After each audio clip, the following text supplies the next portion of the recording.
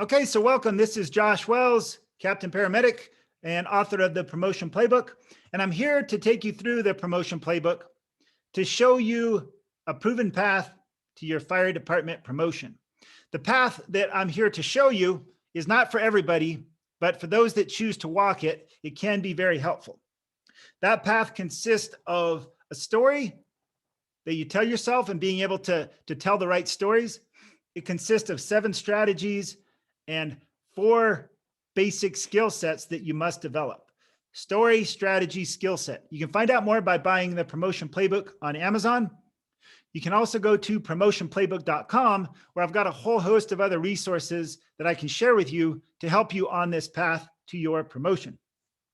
So for today, we're going to be talking about the application skills. So we have the story, we have the 7 strategies, and then the application skills are part of the game day toolbox. In the toolbox, we have tools and templates and guidelines to help you navigate the assessment center.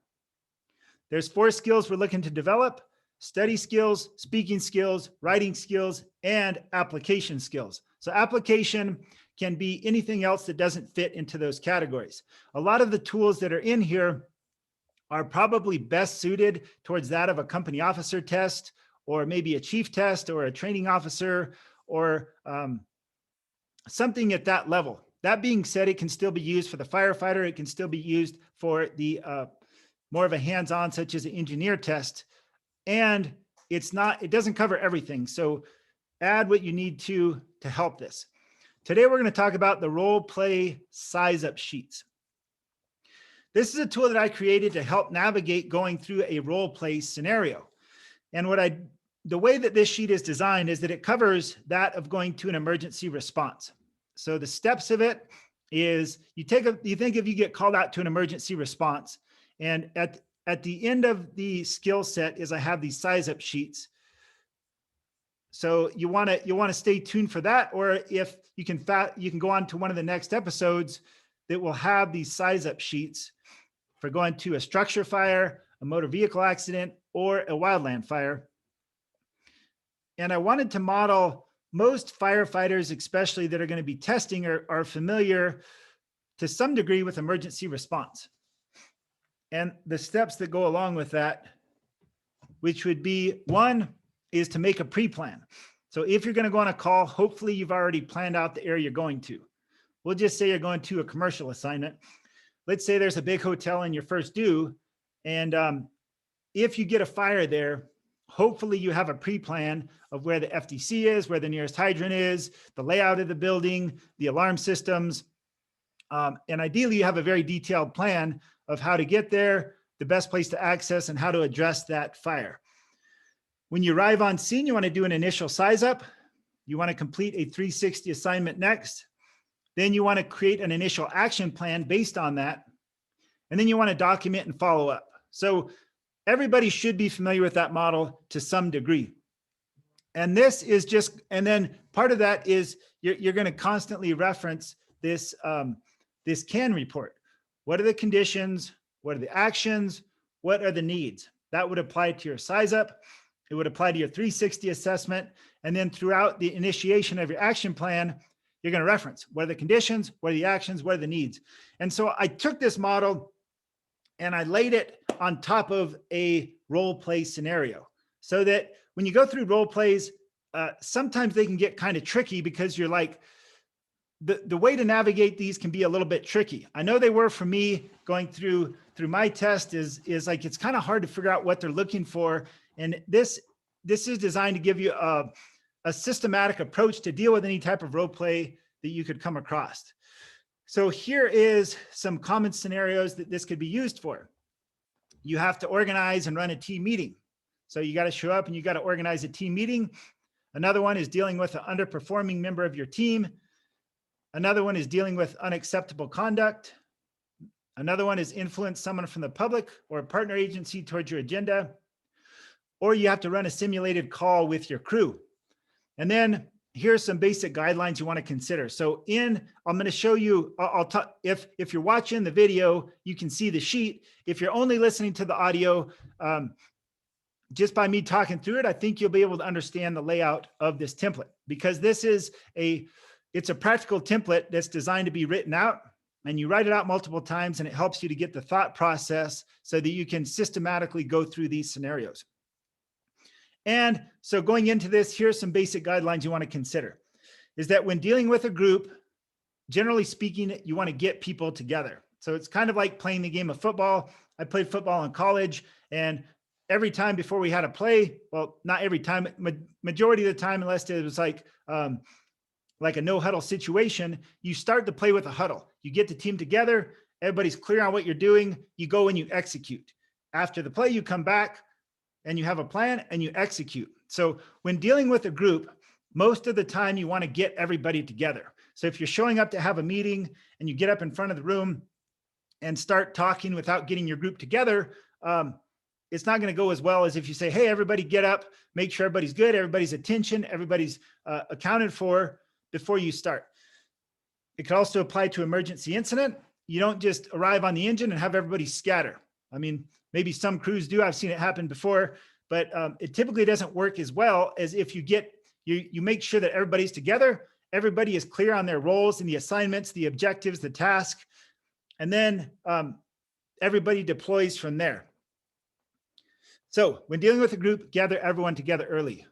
Next guideline is that conflict is normal and similar to a fire.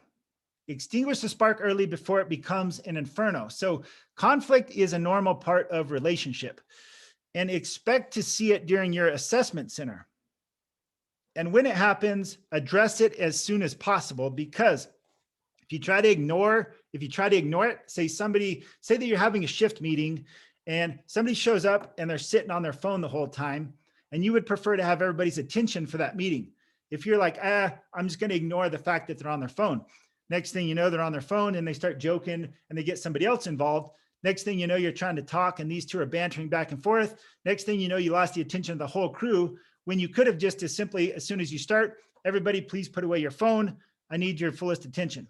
You address that one person, address it small, squash it small, and it doesn't become a big deal. If you don't address it small, it can grow a lot bigger. So address conflict small and address those tiny details. You can always be less rigid with your rules later on, but when you're in an assessment center, it's generally better to be more strict than less. You can always lean back, but you can't start off as really laid back and then try to get strict after that. Next is know when it's best to talk as a group and when it's best to meet individually. So if you're meeting for a volatile situation, have someone else in the meeting. So know when it's best to address the group, and then know when it's best to pull people aside. So maybe you're in the group and there's a person that you have to talk about their performance, or maybe a conflict they had, or something that could be sensitive. Don't bring up that type of stuff in that meeting that could, in public, generally speaking, you praise in public and criticize in private. You don't want to try to correct somebody in front of a group, generally speaking. And so if you're meeting for something that might involve sexual harassment or something illegal, we mentioned that these big four up here before, the 4 hazard zones of safety, operational readiness, public relations, legal. If there's something that can be sensitive, it's probably a good idea to have somebody else in that room so that you have a witness. Like if it's a legal issue or something that can be a discipline action, you probably want to have somebody else with you and not just be isolated to one-on-one, because things can get misspoken or misperceived. And so it's good to have somebody else in that meeting. The other piece is that problems related to safety, operational readiness, legal or public relations typically rank as high priority. So that goes back up to the previous thing of safety, operational readiness, legal or public relations. Be prepared to deal with those, because a lot of times that can be a high priority topic. The next guideline is use closed loop communication to ensure clarity of communication. This is one-way communication with me talking to you and you listening. I don't have the luxury of getting the feedback on how this is received. So if I were to have a request of you, say, I ask if you're willing to take on a project, or if you could do something. I'm not going to be able to close that loop because this is only one-way communication. But if you're sitting at a meeting, and let's go back to the example of somebody sitting on their phone, they're looking at their phone, you say, hey, I'd like to have everybody's attention. That requires you guys putting down your phones or anything else that could be distracting and giving me your fullest attention with your eye contact. That person continues on your phone, on their phone. You address them, say, firefighter so-and-so, I need you to put away your phone and give me your attention. Is that clear? They keep doing it.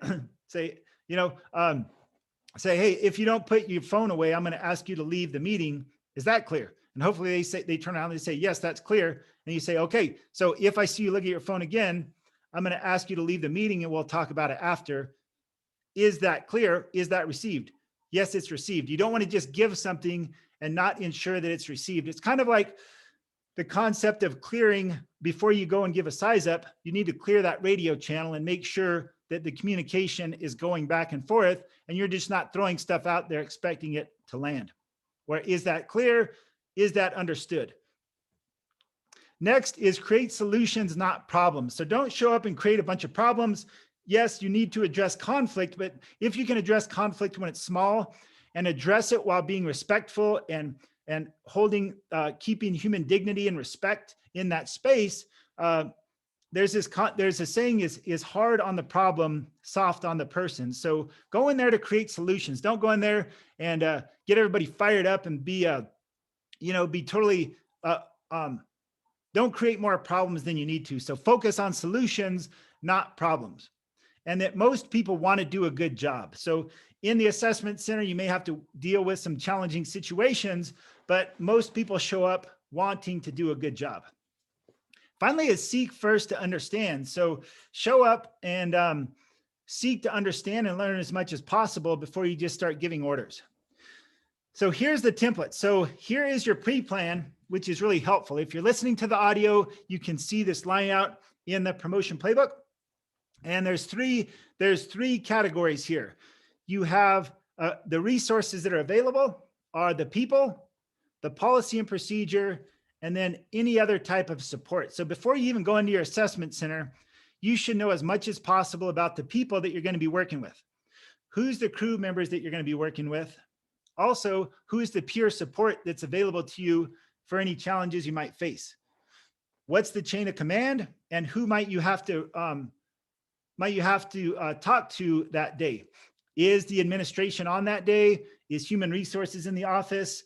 If it's a weekend, you might not have that as an option. But if something were to escalate in the legal realm, know that you have the chain of command available and you're able to deal with that appropriately. Know what your options are with union representation. There's human resources and anything else. So know the names and availability and contact so that these people are available as resources should the need come up. The next is policy and procedure. So understanding your policy and procedure could help to guide you with the right people that you need in your pre-plan. There's two basic categories here.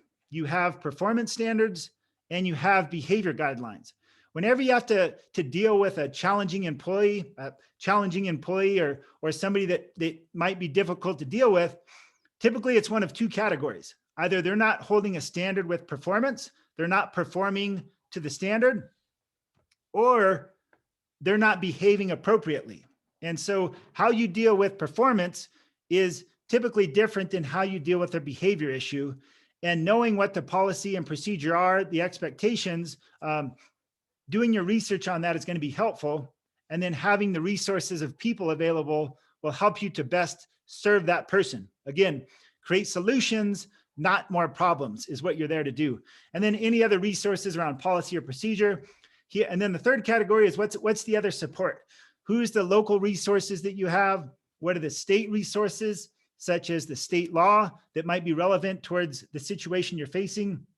How about federal law? So a perfect example here in Arizona is that let's say that you got to deal with an employee that was caught smoking marijuana off duty. At the state level, marijuana was just made legal for recreation use. But at the federal level, it's still considered illegal. And most fire departments in Arizona get federal grant money from the federal level. So as a fire department employee, employees shouldn't be using marijuana, even though it's legal at the state level. So if you had to navigate a situation like that, understand what the state laws on that are, so you can address it from the state level, but also understand why it might be a problem working for the fire department. Because you could have, so picture this scenario. I mean, I'm going to exaggerate a little bit, but say you go to assessment center and you got to address an employee for smoking marijuana off duty. And you go to meet with this person, and they come walking in smoking a joint, and they're just like, hey man, what's the big deal? You just got to mellow out because it's legal. Didn't you hear it just passed? Here, you want to puff? That's probably a little bit exaggerated, although I wouldn't put it beyond the realm of possibilities in terms of what happens. At the state level, as long as that person isn't driving the engine or on duty, it might be hard to deal with that. But if you have policies and procedure that say that's not appropriate, then you're going to have to navigate that situation. So just be aware of these different support levels that are available. Again, how can you provide the best solution while navigating the policy, procedure, the people, and these other support that you have? So here is here's the one-page thing and how you run through it. So you got your pre-plan and pace, and you might need to adapt this throughout your scenario. Do that before the evolution starts and do as much homework as possible. Now you go into it and you do an initial size up. And let's just say that you go in and you have a crew that you have to have the first meeting for. Right away, you see, what are the conditions? What are the actions? And what are my needs? So right in, and under conditions, we have, what's the space? Is it supportive of what I'm looking to accomplish? What's the personnel? Are they ready and present? And apparatus. Is the apparatus ready to respond? So are these conditions supportive of me accomplishing my goals?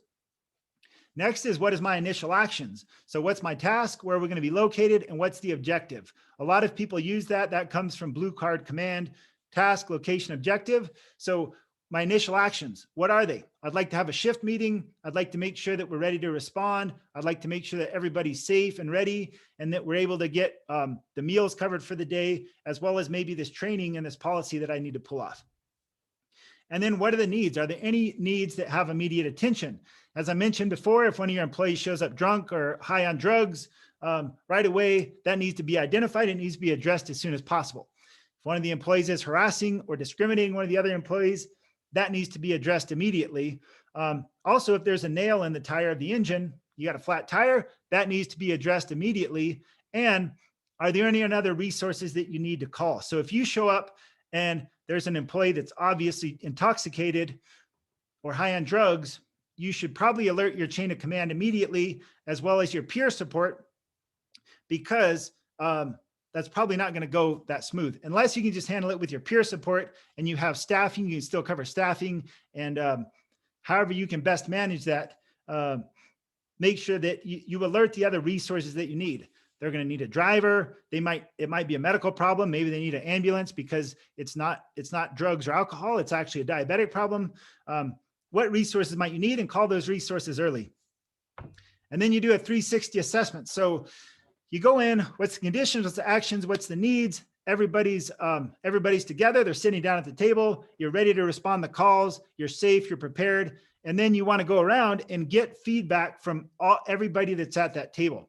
You don't want to just show up and be like, hey, this. It's okay to let them know what the objectives are, what your strategy is for the day, but you don't want to, you want to make sure that everybody has the opportunity to have buy-in, because there could be some real critical information that people might have about an event that's happening, about some other needs with the district. So do a 360 assessment around the table or around your meeting or whatever the scenario is. Make sure that you gather that feedback. So here's the initial plan. Here's my feedback. Going back to the example of a structure fire, you want to be getting those C.A.N reports every 5 minutes or so to make sure everybody's on board with what you're doing. Then you have your initial action plan. So the parts of this is your initial action plan. You want to define the objectives and assignments. You want to delegate as much as you can. You want to deploy your plan, and then you want to evaluate. You want to keep getting that feedback. So just like those C.A.N reports, you want to deploy your plan, but keep getting that feedback. Make sure everybody's doing well. Make sure you're all on course. Adapt to any challenges, needs that come up, and move forward with that. The final piece is that you want to document and follow up. So you had your shift meeting, you got feedback from everybody, you have a plan. This crew's going to go shopping. This crew's going to do the chores. Everybody's going to work out at this time. You're going to eat at this time. You're going to run whatever calls you're going to run. And then you got to go out and do this training this afternoon. You deploy it, you keep checking in. And then at the end of the day, at the end of the shift, at the end of the evolution that you do, at the end of your assessment center scenario, document and follow up. So complete any necessary documentation. So always document. If it's not documented, it didn't happen. So know what you need to document. If it's the end of a shift, it's a simple shift log. If it's something like a discipline or something else that got to be a bigger problem, you want to document that, document your calls and whatever else. The other piece is schedule a time and place to follow up. So if it ends, say your scenario ends, make sure that you're following up on your initial action plan. So you have your shift meeting, say, hey, tomorrow morning we'll meet up at lunch and talk about it. Or if you meet with an employee because they're not holding a standard, it's a training problem, they're not performing well, and you call them up and you say, hey, we had to sit down, we talked about it, here's our plan, I'm going to check in with you 2 weeks from now and see if this is working or not. Document and follow up. So that's it. Hope that's helpful. This went longer than some of the other ones, but it can be really helpful just as a way to start thinking. So if nothing else, making a list of your pre-plan and knowing all your available resources can be really helpful going into this. Then just getting a systematic approach is like, hey, here's my size up. I'm going to do a 360 so I gather as much information as possible. I'm going to deploy my action plan, and I'm always going to document and follow up. Can really help you to systematically address these scenarios and score the most points possible, which will then translate ideally into being the best leader and company officer or whatever role you're going for. That these can just help you to navigate these some things that aren't so clear as going to a structure fire. Thank you for watching. If you could like or subscribe to this. Also, you can get the Promotion Playbook on Amazon, promotionplaybook.com for more resources. Thank you for watching, and I wish you the best of luck. Bye.